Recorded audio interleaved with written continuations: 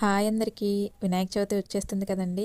వినాయకుడికి ఎంతో ఇష్టమైన బియ్యపు రవ్వ ఉండ్రాళ్ళు ఎలా చేయాలో ఈ వీడియోలో చూసేయండి. చాలా ఈజీగా చేసేయచ్చు. ముందుగా 2 స్పూన్లు శనగపప్పుని నానబెట్టి పక్కన పెట్టేయండి. తర్వాత ఒక గిన్నెలో 3 కప్పులు నీళ్లు పోసుకోవాలి. 1 కప్పు బియ్యం రవ్వకి 3 కప్పులు నీళ్లు సరిపోతాయండి.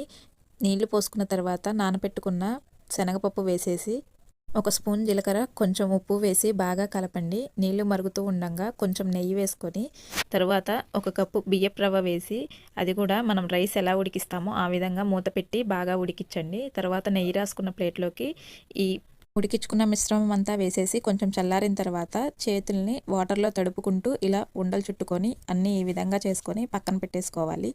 తర్వాత ఇడ్లీ పాత్రలో 10 నిమిషాలు ఆవిరికి ఉడికించుకోవాలండి. నేను ఆవిటి కుడుము దాంట్లో పెట్టానండి. మీరు ఇడ్లీ పాత్రలో అయినా చేసుకోవచ్చు. అంతేనండి, బియ్యపు రవ్వ ఉండ్రాళ్ళు రెడీ అయిపోయినాయి. ప్లీజ్ సబ్స్క్రైబ్ చేసుకోండి.